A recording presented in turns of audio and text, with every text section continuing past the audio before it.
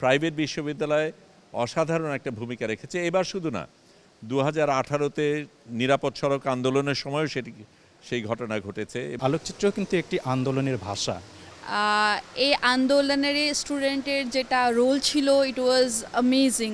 যখন নিপীড়ন চলছে তখন করা, এবং সেটাই আপনারা করেছেন, সেটাই ছাত্রছাত্রীরা করেছে।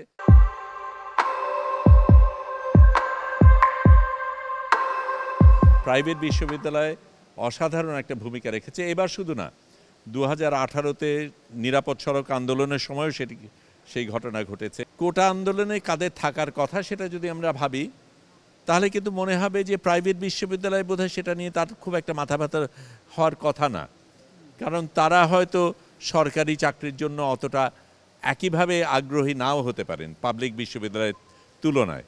এবং স্বৈরাচারের নিয়ন্ত্রণের একটা পদ্ধতি হচ্ছে আমরা ভয় পেয়ে নিজেদেরই আমরা গুটিয়ে ফেলি। অনেক ক্ষেত্রে হয় না, বাবা মা হয়তো বলে তোর কি দরকার, খামাখা ওটার মধ্যে যাইস না, তোকে বিদেশে পাঠাবো, তোর ভবিষ্যৎ ভালো, এইগুলির মধ্যে যাওয়ার দরকার নেই। কিন্তু এই জিনিসই যদি আমরা করি তাহলে কেউ নামবে না, এবং ওই প্রতিবাদ হওয়া দরকার। এবং আমি অনেকগুলি ছবি দেখেছি, তার মধ্যে একটা ভিডিও আমার মনে আছে, সেটা এখানে আছে কিনা জানি না, কিন্তু আমার মনে গেঁথে আছে, যেখানে একটা ছেলেকে পুলিশ ধরেছে, মা তাকে পিঠে হাত চাপড়িয়ে সাব্বাস দিচ্ছে।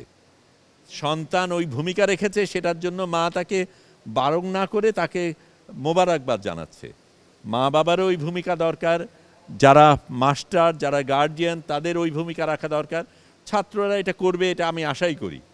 কিন্তু আবার ফিরে যাচ্ছি, এবং ওটাই আমার শেষ কথা, প্রতিবাদ করার প্রয়োজন রয়েছে, কিন্তু প্রতিবাদ তখনই করা সবচাইতে বেশি প্রাসঙ্গিক, সবচাইতে বেশি অর্থবহুল, সবচাইতে বেশি সাহসী যখন নিপীড়ন চলছে তখন করা।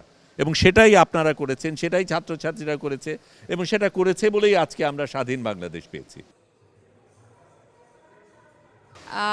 এই আন্দোলনের স্টুডেন্টের যেটা রোল ছিল, it was amazing. They have done a great job, and I think this was one of the ways to say thank you from our side with the help of the photo exhibition.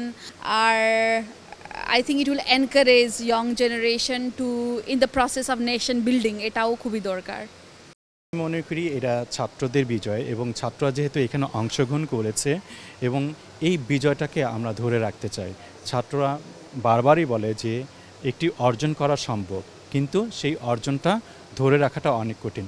এখন এই আলোকচিত্রের মাধ্যমে, আলোকচিত্র কিন্তু একটি আন্দোলনের ভাষা, একটা communication, সেই ভাষাটাকে আমরা কি ফুটিয়ে তুলতে চাই এই ছবির মাধ্যমে। এটা দেখেই কিন্তু কি যারা দেখতে আসছে তারা ইন্সপায়ার হবে, তাদের ভিতরে একটা শক্তি সঞ্চার হবে। এই সরকার আমার সরকার, আপনার সরকার, আমাদের সবার সরকার। এই সরকার যদি সফল হয়, আমরা সফল হব। আমরা যেই নতুন বাংলাদেশ গড়ার সুযোগটা পেয়েছি, আমরা জানি না আমাদের জীবদ্দশায় আমরা এই ধরনের কোনো সুযোগ পরবর্তীতে পাবো কি না।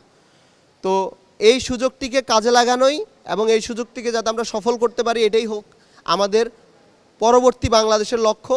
এবং আমরা চাই নতুন বাংলাদেশে, বৈষম্য বিরোধী বাংলাদেশে আমরা সকলের সহাবস্থান নিশ্চিত করে একটি সুন্দর বাংলাদেশ গড়ে তুলব। তো বেসিক্যালি আমাদের আলোকচিত্র প্রদর্শনীটা হচ্ছে যারা আমাদের যে 2024-এ আমাদের আন্দোলনটা হলো, সেখানে হচ্ছে যারা পার্টিসিপেট করেছে, আহত হয়েছে, নিহত হয়েছে, বা যেভাবেই অবদান রাখতে পেরেছে, সেটা আমরা হচ্ছে ছবির মাধ্যমে ফুটিয়ে তোলার চেষ্টা করেছি, যেন মানুষজন, প্রত্যেকটা আমাদের দেশের মানুষ, বাইরের মানুষ, সবাই যেন যুগ যুগান্তর ধরে মনে রাখতে পারে এই মানুষগুলোর কন্ট্রিবিউশন কী ছিল নতুন স্বাধীনতা অর্জনের ক্ষেত্রে। তো এই ছবিগুলোর মাধ্যমে দিয়ে আমরা এটাই বুঝাতে চাই যে স্বৈরাচারিতারও ধ্বংস হয়, দুনিয়াতে কেউই রাজা নয়, কেউই বাদশাহ নয়, কেউই প্রভু নয়, সকলেরই এক না এক সময় পতন ঘটবে যদি তুমি অসৎ থাকো। সুতরাং আমার ছোট ভাই, ছোট শিক্ষার্থী থেকে শুরু করে দেশের প্রত্যেকটি নাগরিকের প্রতি আমরা যেন একটা ইমেজ, সঠিক ইমেজ, বিপ্লবিক চিন্তাভাবনা, সেটা যেন সৎ হয়, সেটা যেন তুলে ধরতে পারি, সেই জন্য আমাদের আলোকচিত্রটি করা।